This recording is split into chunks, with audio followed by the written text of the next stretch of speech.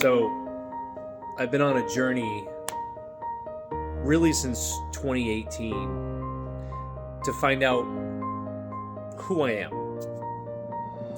To find out who I am when there's nothing to be busy for, nothing to achieve, nothing to do, nothing to strive for, which is a very different place from where I was when I was out grinding and driving and shut up and doing it, right?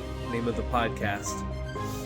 And having just my entire days be filled up with every possible fucking thing.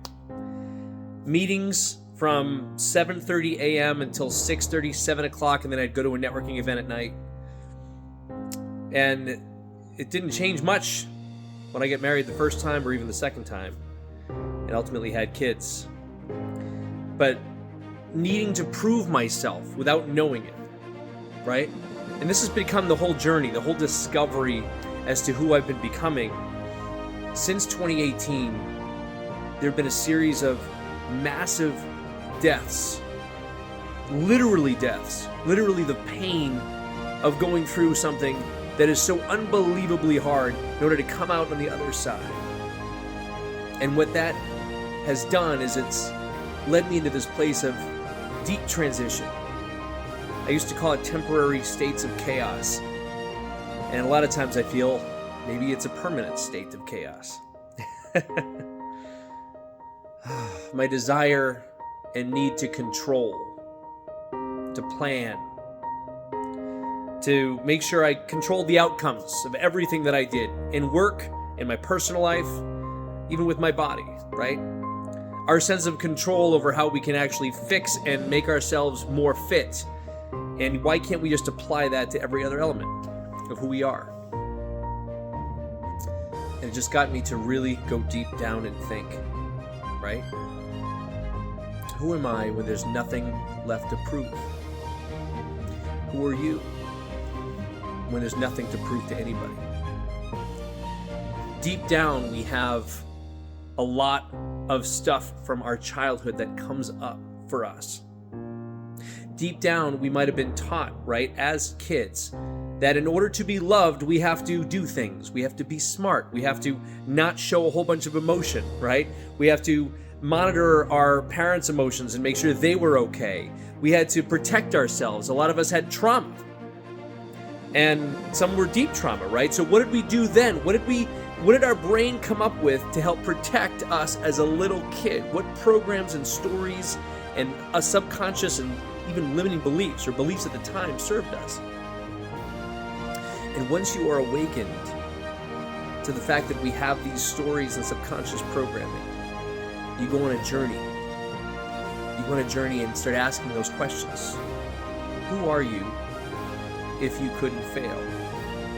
Then what I've most recently been exploring is, who are you if you felt completely loved, worthy, and enough? What would you do every mornings?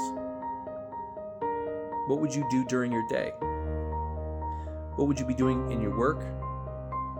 What would you be doing with your partner or your spouse? What would you be doing as a parent? If you were completely, and there was absolutely unequivocally no questions, that you were just completely loved, adored, and enough, and you felt worthy, how would that change things for you? This is the beginning of a whole bunch of healing steps that I've taken, that I continue to take. And I'm pivoting in a really hard, beautiful direction.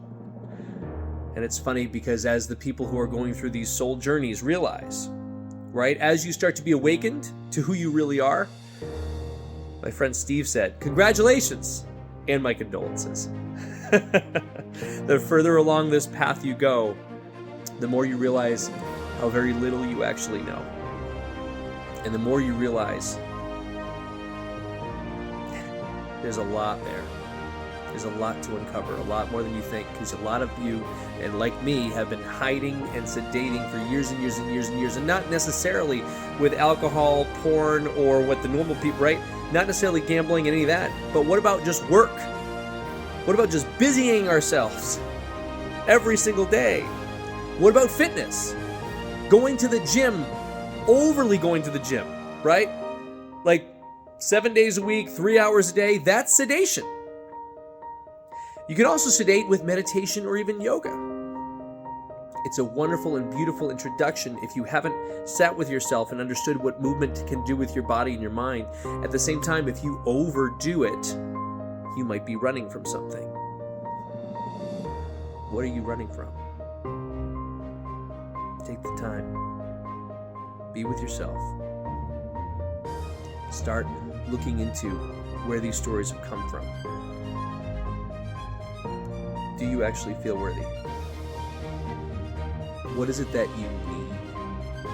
What is it you really need to feel worthy? Thoughts for the day.